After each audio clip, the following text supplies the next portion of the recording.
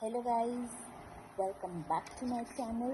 तो आज मैं आपके साथ शेयर करने जा रही हूँ कुछ बेबी के विंटर एसेंशियल्स, जो कि विंटर्स में बहुत ही ज़्यादा ज़रूरी है बच्चों के लिए।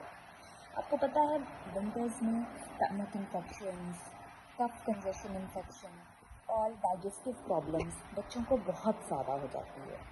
तो उसके लिए हमें बार बार डॉक्टर के पास जाना पड़ता है, बट डॉक्टर के पास जाना इज़ नॉट अ सोल्यूशन, क्योंकि ज़्यादा मेडिसिन भी बच्चों के लिए बहुत ज़्यादा हानिकारक है।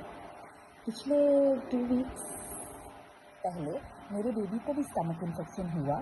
जब हम डॉक्टर के पास गए तो हमने उसकी ग्रैंड मदर ने पूछा डॉक्टर को कि बार बार क्यों हो जाता है इस स्टमक इन्फेक्शन। हम तो उसको बहुत ज़्यादा क्लीन रखते हैं, उसको हैंड सैनिटाइज रखते हैं, इसको बिस्लरी वाटर देते हैं और अपने घर में भी डिटॉल का रोज़ हम पोछा लगाते हैं और साथ में इसके जो क्लोथ्स हैं वो भी हम डिटॉल में धोते हैं।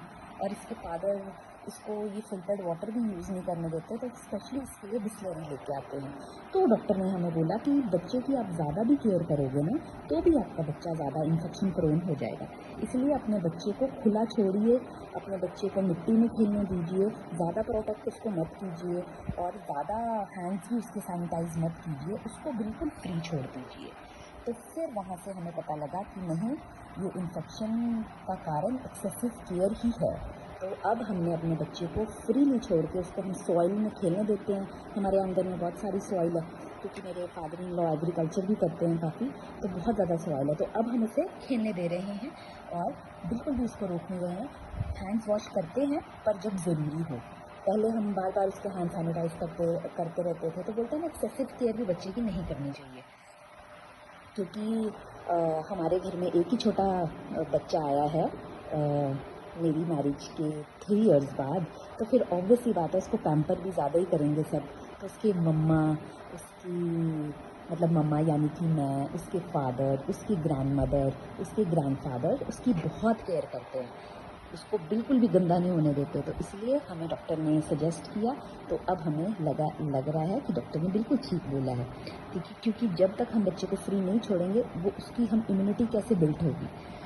पर साथ ही साथ इसकी चाचू ने मुझे ये सजेस्ट किया कि भाभी, इन्फेक्शन का कारण ज़रूरी नहीं होता है कि ये गंदे हैंड्स अपने मुंह में डालता है।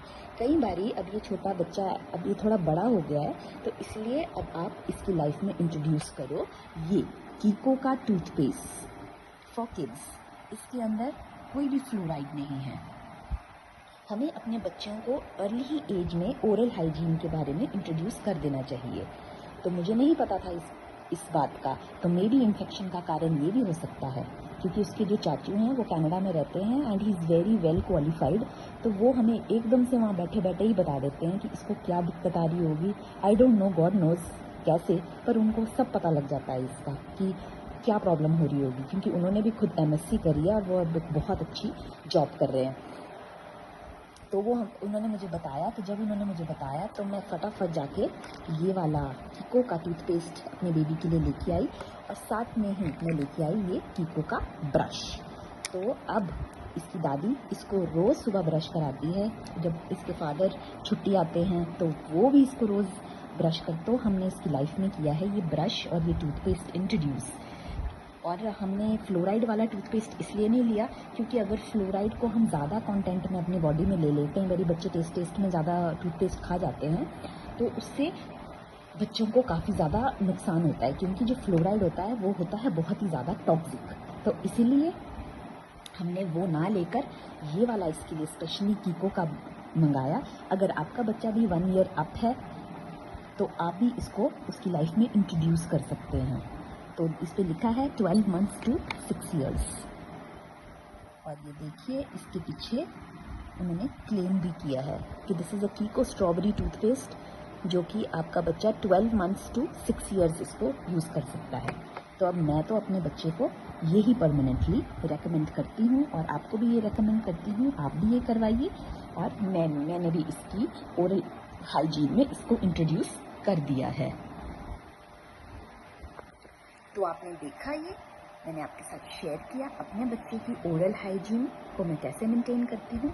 और बच्चों के ट्रिक्स एंड टिप्स के लिए kindly follow and kindly like like and subscribe to my channel.